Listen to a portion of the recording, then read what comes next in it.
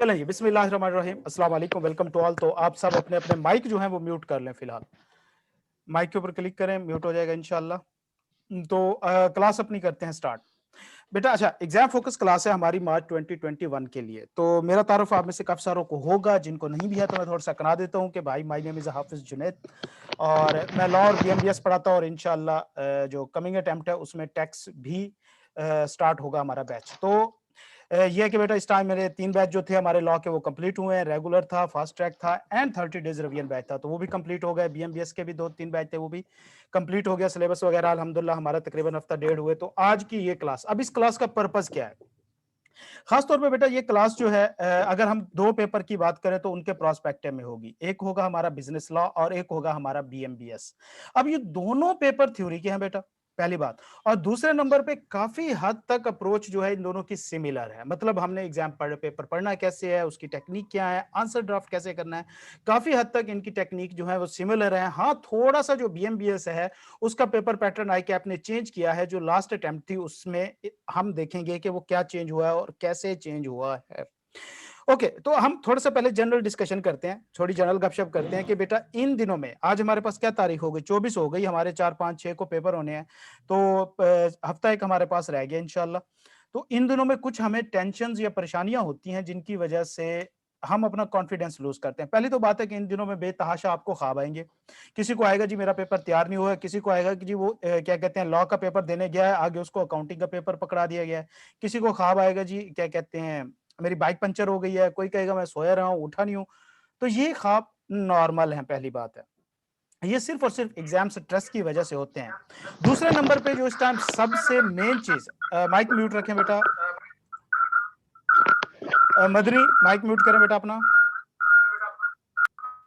Okay, दूसरा इस time जो सबसे मेन चीज है जो हमें नुकसान पहुंचाती है वो है हमारा दिमाग हमारा साथ छोड़ देता है। मतलब इस टाइम पे आके आपको ये लगता है कि आपको कुछ नहीं आता। कोई भी टॉपिक आप उठा के देखते हैं आपको लगता है आपको नहीं आता।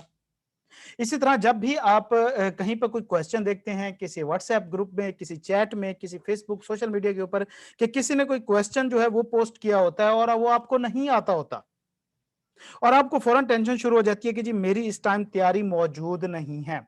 और ये हालत हमारी एग्जाम के पहले आधे घंटे तक मौजूद रहती है कि जो हमारा एग्जाम का पहला क्या कहते हैं आधा घंटा होता है उसमें हमारी यही सिचुएशन होती है कि हमें कुछ नहीं आ रहा होता।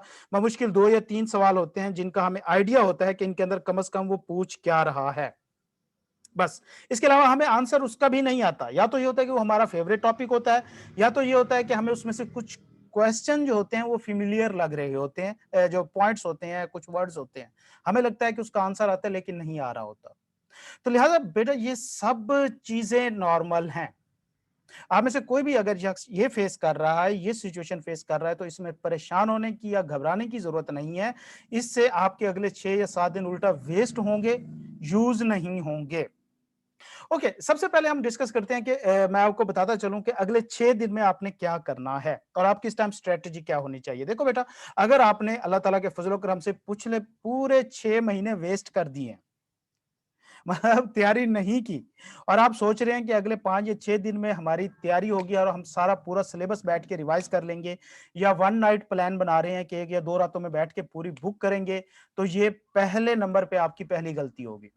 दूसरे नंबर पे बेटा आपकी सबसे बड़ी गलती इस टाइम ये होगी कि अगर आप अपना नोट्स, अपनी बुक, अपना टीचर या कुछ भी ऐसा चेंज करते हैं, ये आपकी इस टाइम दूसरी बड़ी गलती होगी। और तीसरी बड़ी गलती इस टाइम ये होगा कि आपने पेपर क्या कहते हैं अपनी बुक को खोलें और उसमें से आइडेंटिफाई करना शुरू कर दें कि आपके कौन कौन से टॉपिक वीक हैं, ताकि आप उनको तैयार कर सकें। तो लिहाजा जो रिमेनिंग टाइम है बेटा, इसमें 2 काम करने हैं। पहले नंबर पे जो चीजें आपको आती हैं उन्हीं को कंफर्म करना है। इसके अलावा दूसरा कुछ नहीं काम करना। पहली बात, जो चीजें आपको आती हैं, ठीक है। दूसरे नंबर पे बेटा जो चीजें नहीं आती उन्हें याद नहीं करना। हाँ, अगर इनफ टाइम है आपके पास, आपने पेपर कम उठाए हुए हैं, 1 या 2 आप पेपर दे रहे हैं, तो फिर आपके पास टाइम है। तो आपने जस्ट क्या करना है, सिर्फ जो टॉपिक आपको नहीं आते आपने उनको पढ़ना है। याद करने की कोशिश मत कीजिएगा, आपको सारा भूल जाना है। तो लिहाजा जो टॉपिक या पॉइंट्स आपको आते हैं वो आप याद करें, उनको और मजीद पक्का करें। जो नहीं आते उन्हें जस्ट रीड कीजिएगा, याद नहीं करना।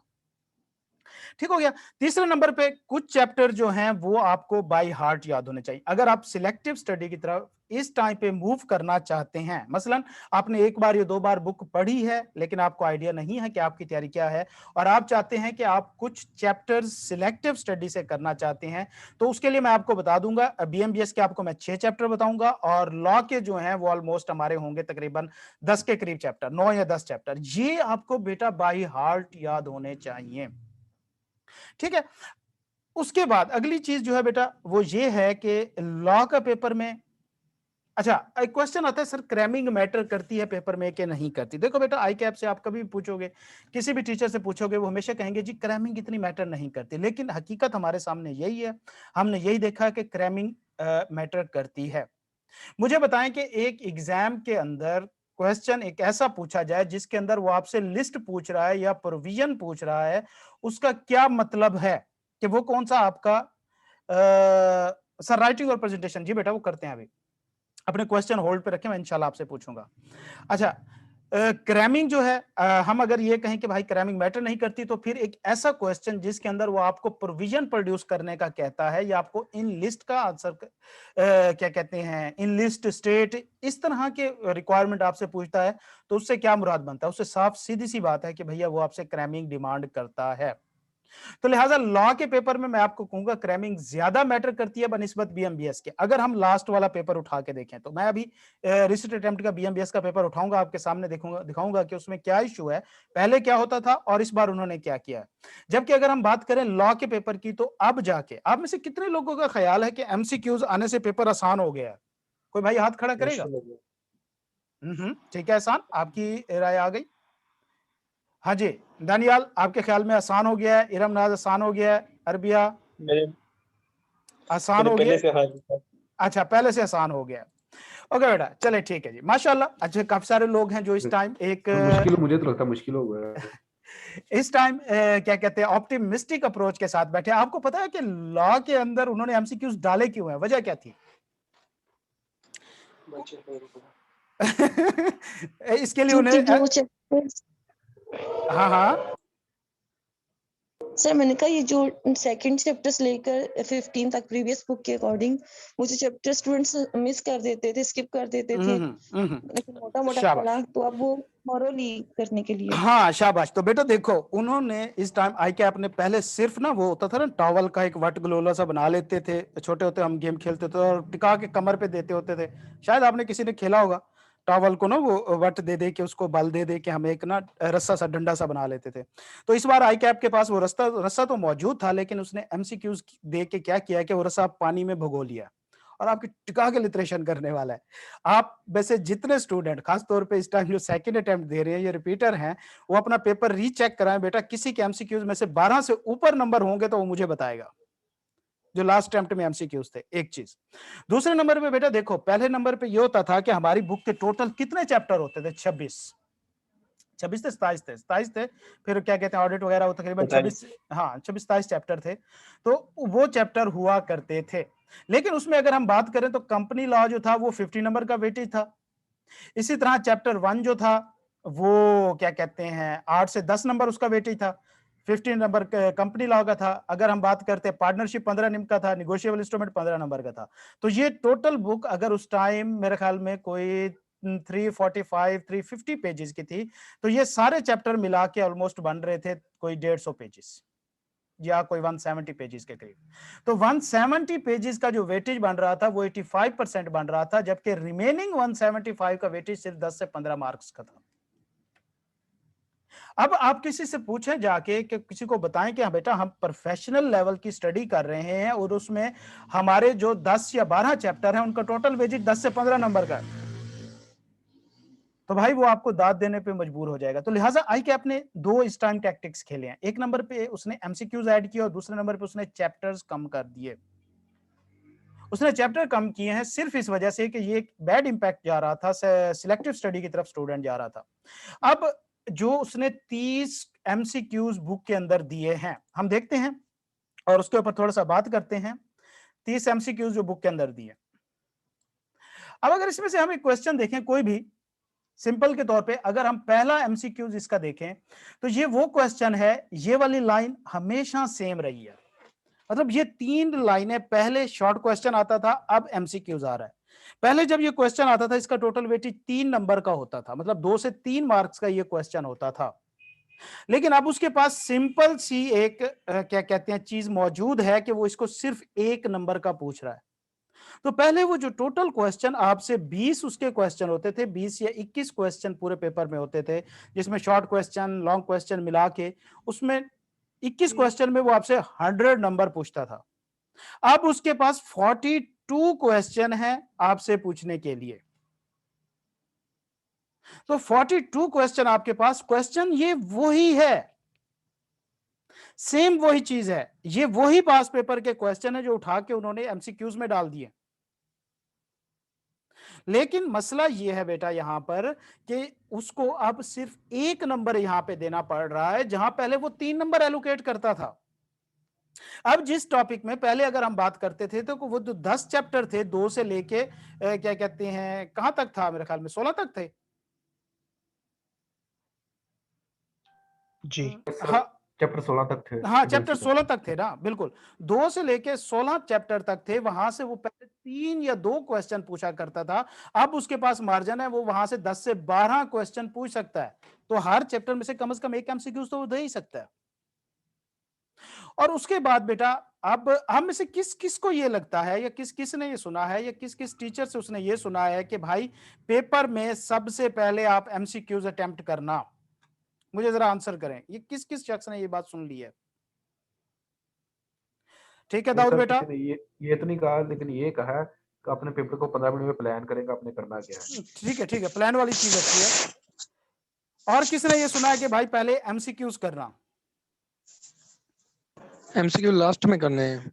ओके ठीक है। अब मैं आपसे क्या कहते हैं कुछ पूछना चाहूंगा, आप में से किस किस को ऐसा होता है कि जब वो एग्जाम में जाता है और जब पहले 15 मिनट में क्वेश्चन पढ़ता है तो उस टाइम उसका माइंड बिल्कुल ब्लैंक होता है, मतलब उसे कुछ भी याद नहीं होता या समझ नहीं आ रहा होता? यस सर ये तो ऑलमोस्ट सबके साथ ही होता है। हर किसी के साथ होता है। ओके माशाल्लाह। अच्छा, नो सर, ऐसा अब नहीं होता। अगर हम एक अप्रोच लेके चलें बेटा कि हमारे पास पहले 30 एमसीक्यूज हैं, अगर आप पहले 15 मिनट में इनको पढ़ेंगे, 30 एमसीक्यूज अगर आप 15 मिनट में पढ़ेंगे, और एक एमसीक्यूज आप खुद देख लें कि ये यहां से शुरू होता है और यहां पे खत्म होता है, तो 5 या 6 लाइनें हर एमसीक्यूज के क्वेश्चन की तकरीबन एवरेजली मौजूद हैं। ये आपको एक क्वेश्चन पढ़ने में भी 2 मिनट लग जाएंगे। समझे ना? सिंपल पढ़ें। अब जब 30 एमसीक्यूज बेटा आप पढ़ चुके होंगे, पढ़ने के बाद कम से कम 10 एमसीक्यूज तो बिल्कुल ऐसे होंगे ना जो आपके सर के ऊपर से गुजर चुके होंगे। खासतौर पे जिन्होंने पिछली अटेम्प्ट दी है, जरा वो अपने क्या कहते हैं पुरजोर जो उनका एक्सपीरियंस रहा है उससे हमें मुस्तफीद करें। जी सर। बिल्कुल। सर मैंने एमसीक्यू सबसे लास्ट में पढ़े भी थे और उस टाइम सॉल्व भी किए थे। स्टार्टिंग में मैंने सिर्फ क्वेश्चंस पे फोकस किया था। ओके, एमसीक्यूज लास्ट में किए थे। अच्छी बात है, आगे चलते हैं। अब सर मैंने तो पहले जो 15 मिनट थे उसमें तो जितने एमसीक्यूज कर सकता था वो किए, उसके बाद मैंने फिर क्वेश्चन की तरफ आ गया। अच्छा, लास्ट पे फिर वो बाकी एमसीक्यू जो बचे थे वो ठीक है, शाबाश। लेकिन जब आप क्वेश्चन कर रहे थे तो उस वक्त क्या आपके जहन में वो एमसीक्यूज चल रहे थे? बिल्कुल सर, ये हाँ टेंशन थी वो वाला गलत है, ये वाला गलत है, ना, ये ये चीज है। अब टोटल क्वेश्चन दूसरे 10 या 12 हैं जो आपने सॉल्व करने हैं थ्योरी में से, जिनका वेटेज 70 मार्क्स का है, और पीछे से 10-12 क्वेश्चन ऐसे आपके जहन के अंदर हैं जो आप सॉल्व ही नहीं कर सके।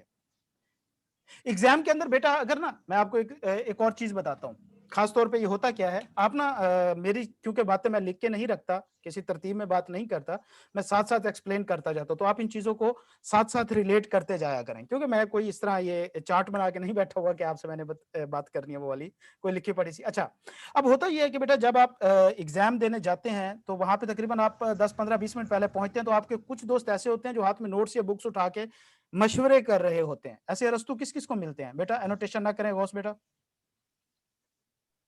यस सर, वो तो हर क्लास में तकरीबन जी 5-6 सर। ऐसे शुरू होते हाँ हैं। जी बिल्कुल। और अच्छा, किसी ने आज तक ये फेस किया कि लास्ट टाइम के ऊपर कोई एक बंदा दूसरे से पॉइंट पूछ रहा हो और आप सिर्फ सुन रहे हो और आपको पता ही ना हो कि ये किस बुक का पूछ रहा है?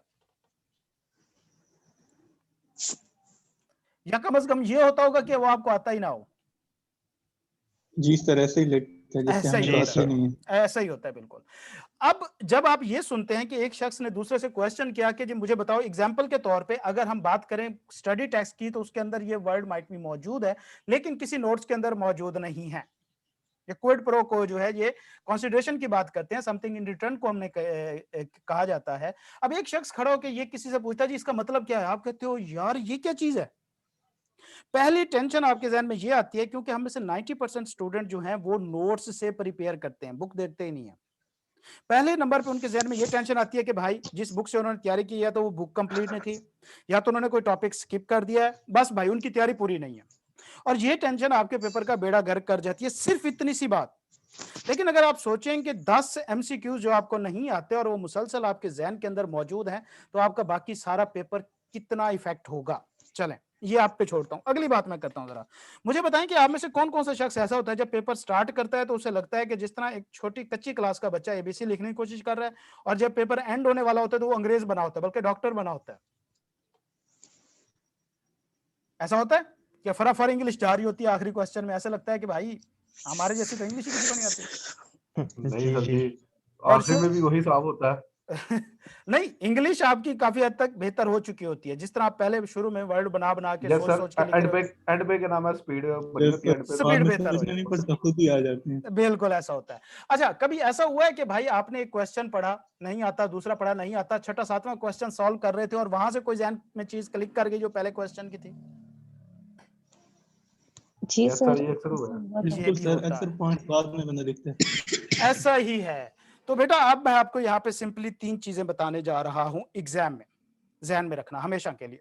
पहले नंबर पे बेटा, कभी भी एग्जाम के बाहर खड़े होकर डिस्कशन नहीं करनी, किसी शख्स से कुछ नहीं पूछना, किसी को कुछ नहीं बताना। अगर एक वर्ड भी ऐसा उसने बोल दिया जो आपको नहीं आता तो आपका पेपर गया, आप अपने पेपर के 10 मार्क्स वैसे ही काट लें। दूसरे नंबर पे बेटा, जब एग्जाम सेंटर में जाना है और पहले 15 मिनट है उनमें एमसीक्यूज को हाथ नहीं लगाना, एमसीक्यूज को बिल्कुल भी हाथ नहीं लगाना। मैं इसलिए बता रहा हूं कि ये 30 एमसीक्यूज है, 15 मिनट आपके ये खा जाएंगे और आपको पता ही नहीं होगा कि आगे 70 नंबर का पेपर है क्या, एक चीज। दूसरे नंबर पे अगर इनमें से 10 एमसीक्यूज भी ऐसे हैं जो आपको नहीं आते तो वो आपके सारे पेपर को अफेक्ट करेंगे। और तीसरे नंबर पे बेटा, जब भी आप क्या कहते हैं पेपर उठाएं, क्वेश्चन स्टार्ट करें, तो हमेशा उस क्वेश्चन से स्टार्ट करें जो स्ट्रेट क्वेश्चन होगा।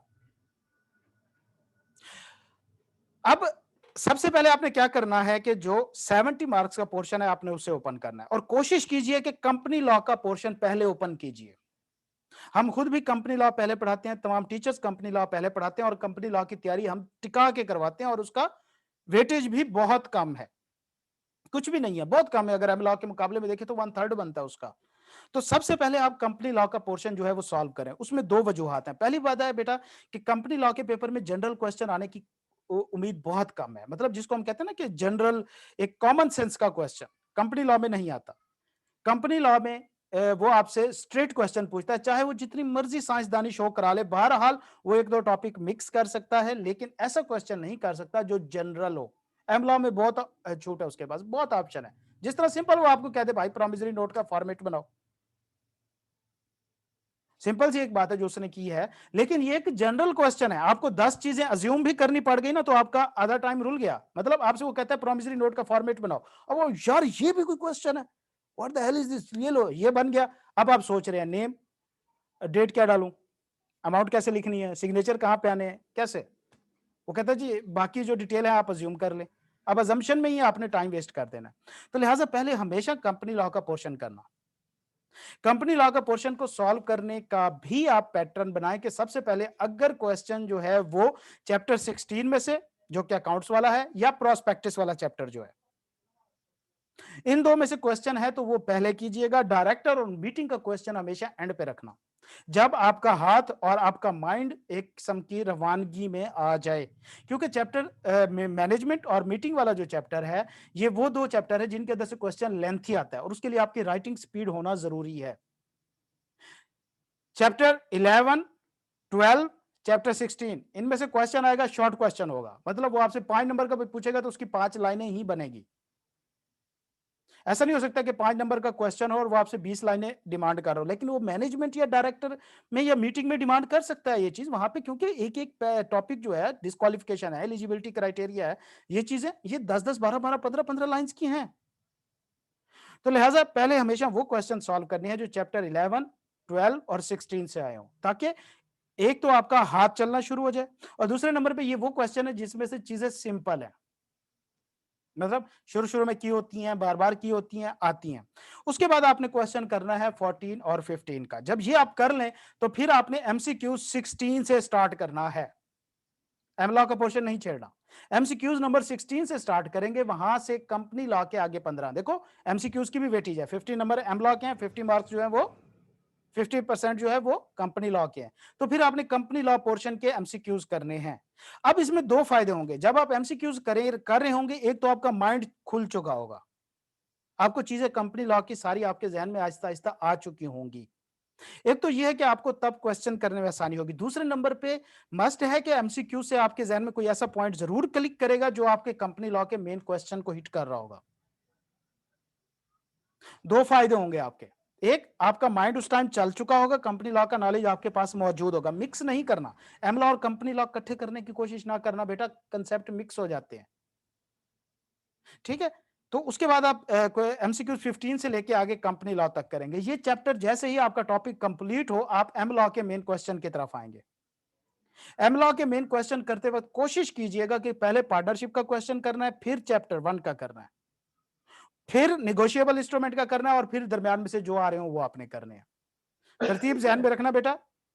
आबिद बेटा कैमरा जो है अपना ऑफ कर लें।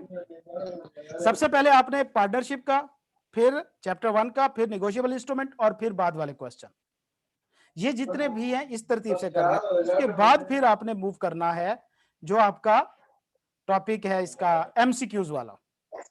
अच्छा, अब उसके बाद जब आपके एमसीक्यूज हो जाएं, आबिद अपना माइक कैमरा म्यूट करें बेटा। Okay sir. ओके, माइक भी म्यूट कर लें अपने। अच्छा, ये आपकी एमलॉग के अंदर एक टेक्निक होनी चाहिए, ठीक हो गया। अब हम बात करते हैं कि जो एमसीक्यूज हैं इनको आपने तुक्का कैसे लगाना है। अगर आप बात तुक्के की तरफ आ गई है, पहली तो बात है कि आप जितने भी क्वेश्चन कर सकते हैं एमसीक्यूज के कीजिएगा। एमसीक्यूज भी बेटा उसी पैटर्न पे कीजिएगा जिस पैटर्न पे आप नॉर्मल क्वेश्चन करते हैं। आपको पूरी स्टेटमेंट एनालाइज करनी पड़ेगी। मिसाल के तौर पे मैं आपसे इसके अंदर से क्या कहते हैं, खुरम ने क्वेश्चन किया था अभी कुछ दिन पहले, वो कौन से वाला था, और मैं आपको बताता हूं कि आई क्या इसमें कितना कंफ्यूज है। दे शेयर द प्रोसीड बहुत सोहेल एंड फिदार, ठीक है। नहीं, मैं आपको बताता हूं कि कहाँ पे चीजें मिक्स हो रही हैं। एक एमसीक्यूज मैंने आज 2-3 एमसीक्यूज जो इनके मैंने निकाले हैं। अब ये चेक करें, ये वाला एमसीक्यूज की dry in case of a need वाला टॉपिक जो है वो लास्ट सिलेबस में था ही नहीं, जो है कि आपने एमसीक्यूज पूछा है। तो मैंने पढ़ाते हुए क्लास में बच्चों को एक्स्ट्रा चीजें साथ करा दी हैं जो पिछले सिलेबस में थी, तो इस वजह से मैंने आपको कराया था कि जो बैंक है वो किस टाइम पे वो होल्ड कर सकता है, इस तरह डिविडेंड किस टाइम भी होल्ड हो सकता है, तो कुछ एक्स्ट्रा चीजें मैंने कराई हैं आपको। खैर, ये अब सिलेबस का पार्ट नहीं थी। उसके अलावा आगे चलते हैं, और एक आपको 50% नहीं नहीं नहीं नहीं यार, हाँ ये रहा, ये वाला क्वेश्चन पढ़ें जरा, सारे पढ़ें। एमसीक्यूज कैंडिड ऑयल लिमिटेड वाला,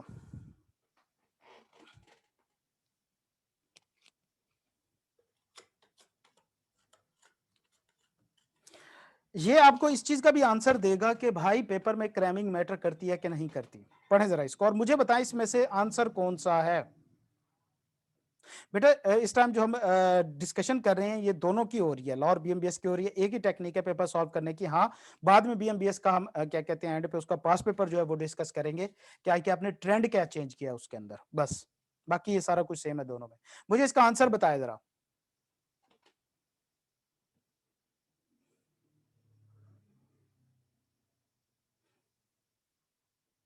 सर बीटा। ठीक है, बी आंसर होगा सर इसका। ठीक है,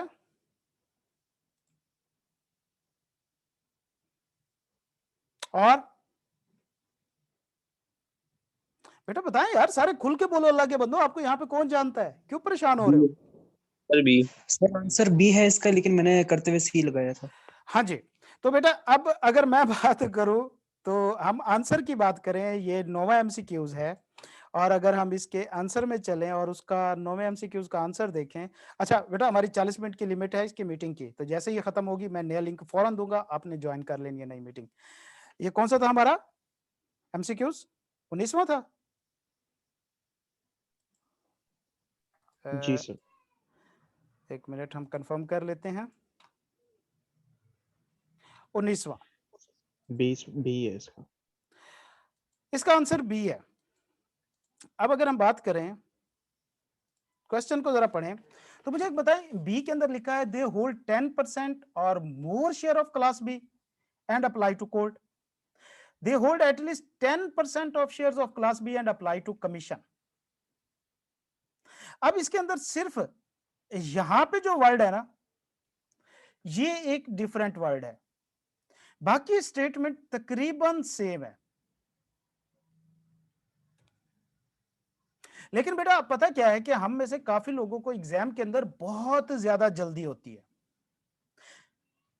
कि हमने, हमारे माइंड ने हमें क्या बताना है, हमने 3 चीजें देखनी है। जैसे ही हमने ये क्वेश्चन पढ़ना है और उसके बाद हमारे जहन में एक चीज आ जानी है कि भाई 10% वोटिंग पावर वाला बंदा जो है ना, वो इलेक्शन जो है, वो रेजोल्यूशन जो है वो कैंसिल करा सकता है।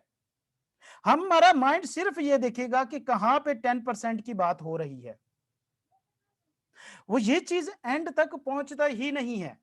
आप में से कितने लोग ऐसे हैं जो पेपर की तैयारी शुरू करते तो हैं, लेकिन अगर वो 11वां चैप्टर है तो 8वें 7वें पे जाके फिर अगले चैप्टर बस लंगा ही देते हैं?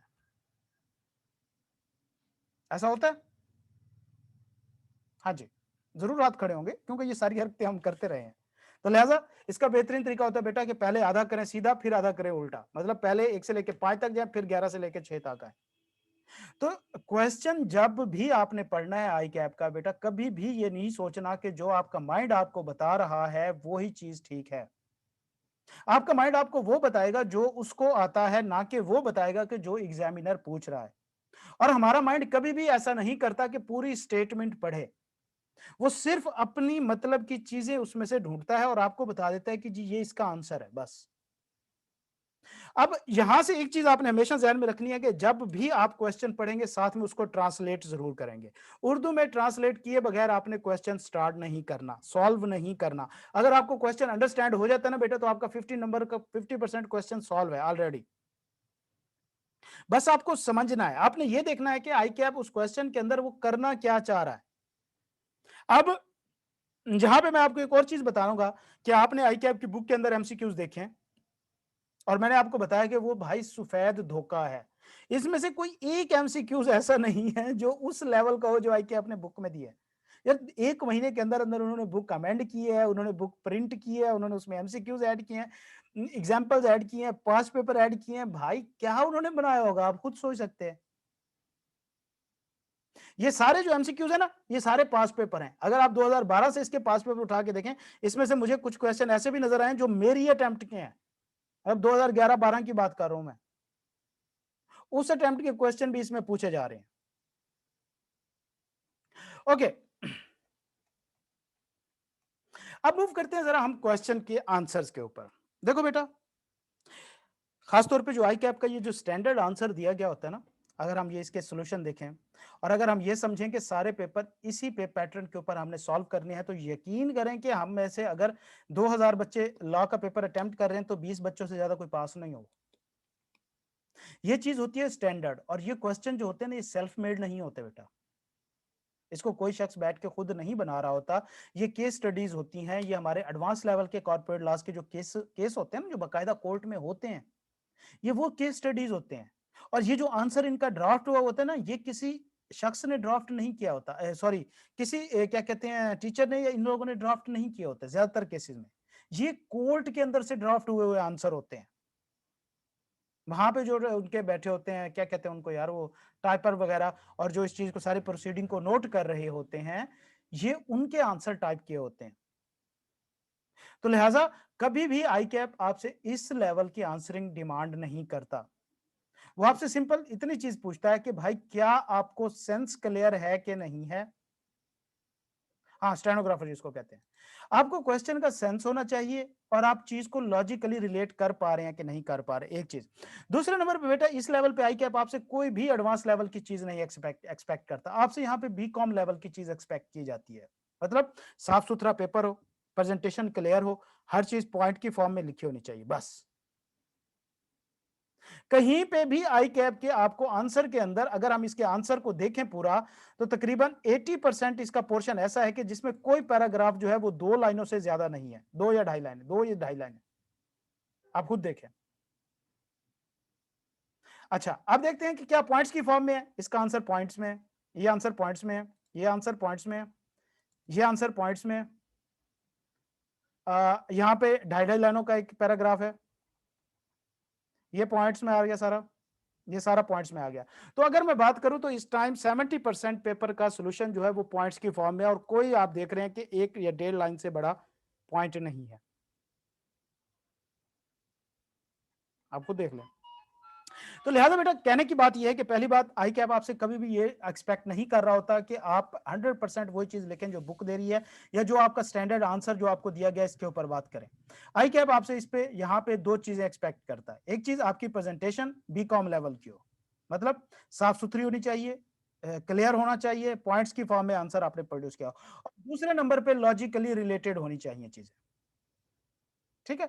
लॉजिकली रिलेटेड आपकी चीजें होनी चाहिए, इसके अलावा वो आपसे कोई और चीज डिमांड नहीं करता। तो अब तक हमने जो लॉ के बारे में डिस्कशन की उसके ऊपर हम 2 बातों पे क्लियर हो चुके हैं। पहली बात, एमसीक्यूज आने से बेटा पेपर आसान नहीं हुआ, मुश्किल हुआ है। दूसरे नंबर पे जो हमारे एमसीक्यूज होने, आपने उसको वैसे ही अटेम्प्ट करना है जिस तरह के आप नॉर्मल क्वेश्चन कर रहे हैं। मतलब पूरे का पूरा क्वेश्चन आपने पढ़ना है, पूरे के पूरे क्वेश्चन को आपने ट्रांसलेट करना है, और उसके बाद आपने आंसर देखना है। जल्दबाजी नहीं करनी, तुक्के में नहीं जाना, एंड तक रोक दीजिएगा। हो सकता है कि लास्ट में आप कोई क्वेश्चन सॉल्व कर रहे हो और आपका पॉइंट जो है वो हिट कर जाए कि भाई इसका आंसर जो है वहां पे ये बनता है। क्यों, जब जब हम लिख रहे होते हैं साथ साथ हमारे माइंड में चीजें आ रही होती हैं। तो जल्दबाजी का मुजाहिरा नहीं करना एग्जाम के अंदर। थर्ड नंबर पे, इस टाइम जो आखिरी बचे हुए दिन में, इसमें आपने कौन कौन से चैप्टर जो है वो पक्के करने हैं लॉ के, ये नोट कर लें बेटा। चैप्टर मैं आपको बता देता हूं, 13, 14, 15 एंड 16 का सेकेंड हाफ, ये आपके कंपनी लॉ में से चैप्टर जो है वो बाय हार्ट याद होने चाहिए। एम लॉ में आपको पता है 1, 9, 10, 8, ये चैप्टर आपको पक्के होने चाहिए। अगर आपके रिमेनिंग 5-6 दिन में आप कुछ याद करना भी चाहते हैं तो आपके ये चैप्टर हैं जो आपको पक्के होने चाहिए, ठीक है। अब लॉ के पेपर के अंदर जब मैंने क्लास स्टार्ट की थी, मैंने स्टूडेंट से पूछा था कि आपके ख्याल में क्या वजह है कि लॉ के पेपर का जो आंसर रिजल्ट होता है वो 23-24% क्यों रहता है। तो काफी सारे स्टूडेंट ने कहा सर जी बच्चे पढ़ते नहीं है, कुछ ने कहा जी क्या कहते हैं मेहनत नहीं करते। तो मैंने उनसे सिर्फ एक क्वेश्चन पूछा था कि भैया क्या सिर्फ वो लॉ ही नहीं पढ़ते, मतलब एक बंदा नहीं पढ़ने वाला है तो वो अकाउंटिंग भी नहीं पढ़े, फिर तो वो तो टैक्स भी नहीं पढ़े, क्या लॉ ने उसकी कोई स्पेशल फूफी मारी हुई है यार। नहीं बेटा, लॉ जो है इसका पेपर अटेम्प्ट करना या इसको पढ़ना इज समथिंग डिफरेंट।